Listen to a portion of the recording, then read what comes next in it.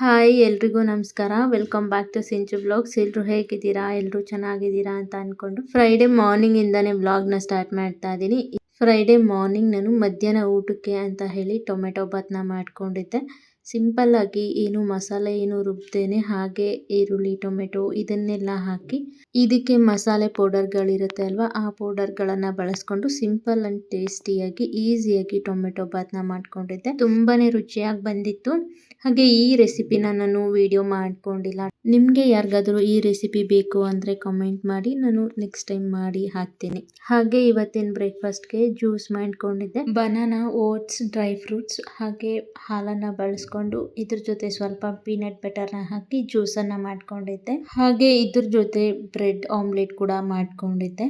ಈ ಆಮ್ಲೆಟ್ನ ತುಂಬ ಬೇಗ ಮಾಡ್ಕೊಡ್ಬೋದು, ಹಾಗೆ ತುಂಬ ರುಚಿಯಾಗೂ ಇರುತ್ತೆ, ಹಾಗೆ ಹೊಟ್ಟೆ ಕೂಡ ತುಂಬುತ್ತೆ. ಇದನ್ನು ಮಾಡೋದಕ್ಕೆ ನಾನು ಅಗಲ ಇರೋ ಬೌಲ್ ತೊಗೊಂಡು ಅದಕ್ಕೆ 3 ಮೊಟ್ಟೆ ಹಾಕ್ಕೊಂಡಿದ್ದೀನಿ.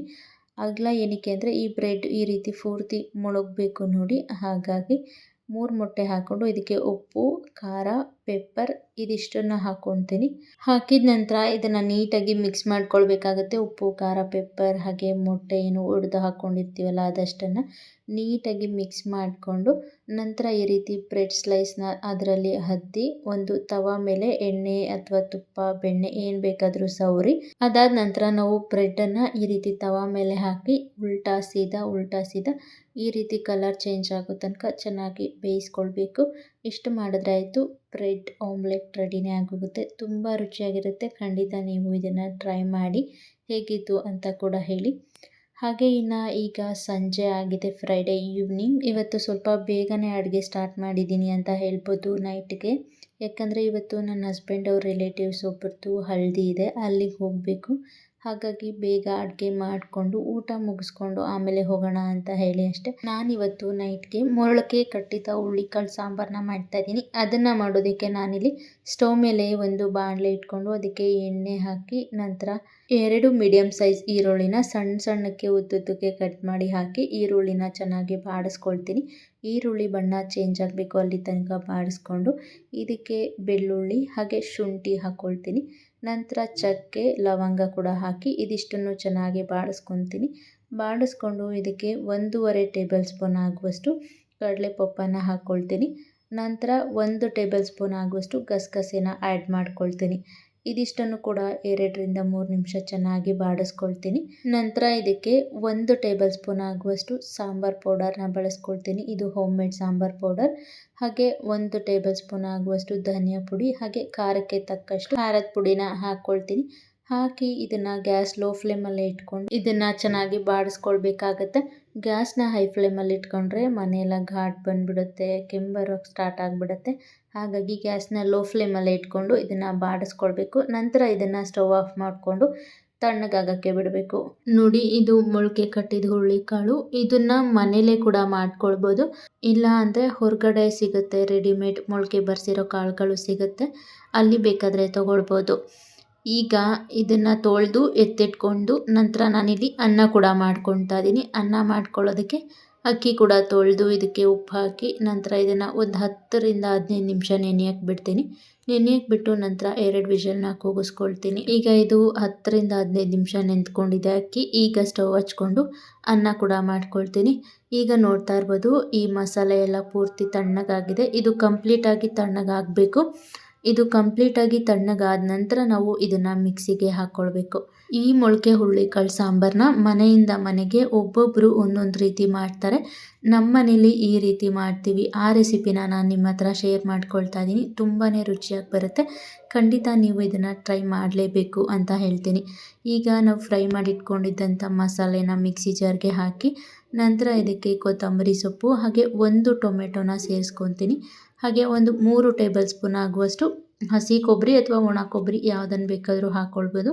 ನಾನಿಲ್ಲಿ ಹಸಿ ಕೊಬ್ಬರಿನ 3 ಟೇಬಲ್ ಸ್ಪೂನ್ ಆಗುವಷ್ಟು ಅದನ್ನು ತುರಿದು ಹಾಕ್ಕೊಂಡಿದ್ದೀನಿ. ನಂತರ ನಾನು ಅದೇ ಬಾಣಲಿಗೆ ಸ್ವಲ್ಪ ನೀರನ್ನು ಹಾಕಿ ಮಿಕ್ಸ್ ಮಾಡಿ ಅದಕ್ಕೆ ರುಬ್ಬೋಕ್ಕೆ ಬೇಕಾಗಿರುವಷ್ಟು ನೀರನ್ನು ಹಾಕಿ ಇದನ್ನು ರುಬ್ಕೊಂಡು ಬಂದಿದ್ದೀನಿ. ನೋಡಿ, ಈಗ ಮಸಾಲೆ ರುಬ್ಕೊಂಡಿದ್ದಾಯಿತು.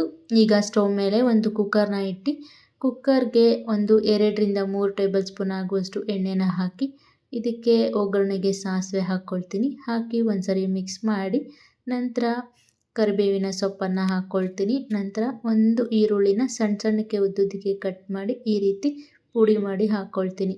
ಮಿಕ್ಸ್ ಮಾಡ್ಕೊಳ್ಬೇಕು. ಇದನ್ನು ಈರುಳ್ಳಿ ಹಾಕ್ಕೊಂಡು ಇದನ್ನು ಚೆನ್ನಾಗಿ ಮಿಕ್ಸ್ ಮಾಡ್ಕೊಳ್ತಾ ಇದ್ದೀನಿ.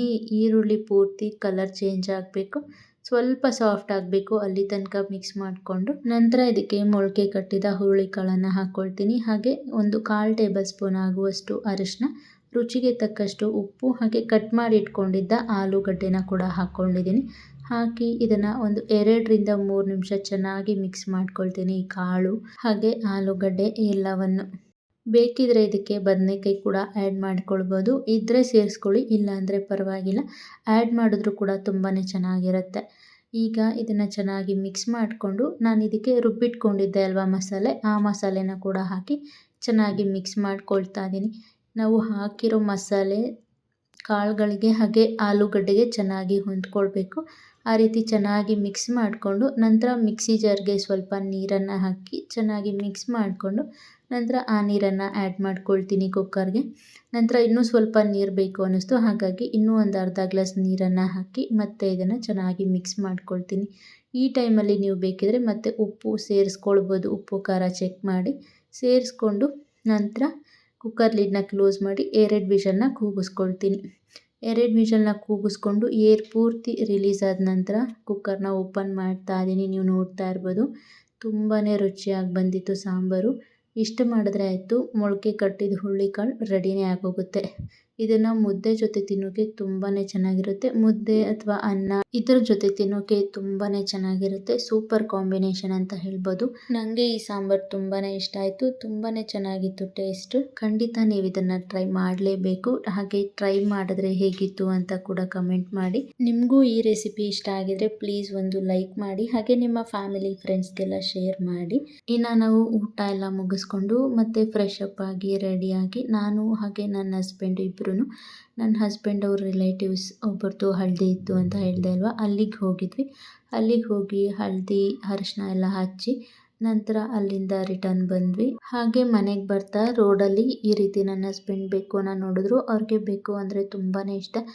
ನಾವು ಯಾವಾಗಲೂ ಇದೇ ರೋಡಲ್ಲಿ ಓಡಾಡ್ತಾ ಇರ್ತೀವಿ. ಓಡಾಡಬೇಕಾದ್ರೆ ಈ ಶಾಪ್ನ ನೋಡಿ ಬೆಕ್ಕು ನೋಡಿದಾಗೆಲ್ಲ ಹೇಳ್ತಾರೆ ತೊಗೋಬೇಕು ಅಂತ ಹೇಳಿ. ಹಾಗಾಗಿ ಇವತ್ತು ಹಾಗೆ ಹೊರಟಿದ್ವಿ, ನೋಡ್ಕೊಂಡು ಬರೋಣ ಅಂತ ಹೇಳಿ.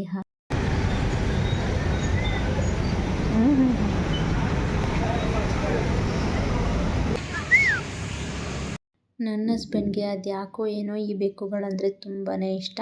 ಹಾಗಾಗಿ ಅದ್ರ ಹತ್ರ ಹೋದ ತಕ್ಷಣ ತುಂಬ ಹೊತ್ತು ಟೈಮ್ ಸ್ಪೆಂಡ್ ಮಾಡಿಕೊಂಡು ತುಂಬ ಹೊತ್ತು ಅದ್ರ ಜೊತೆ ಮಾತಾಡಿಕೊಂಡು ವಿಡಿಯೋ ಮಾಡ್ಕೊಂಡಿದ್ದಾರೆ.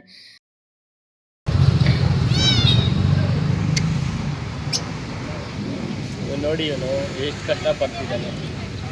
ಇನ್ನು ನೋಡ್ತಾ ಇರ್ಬೋದು ನೀವು, ಅದು ಸ್ವಲ್ಪ ಹೊತ್ತಿಗೆ ಹಚ್ಕೊಂಡ್ಬಿಡ್ತು ನನ್ನ ಹಸ್ಬೆಂಡ್ನ. ಅದು ಹೊರಗಡೆ ಬರೋದಕ್ಕೆ ಹೇಗೆಲ್ಲ ಕೂಗಾಡ್ತಾ ಇತ್ತು.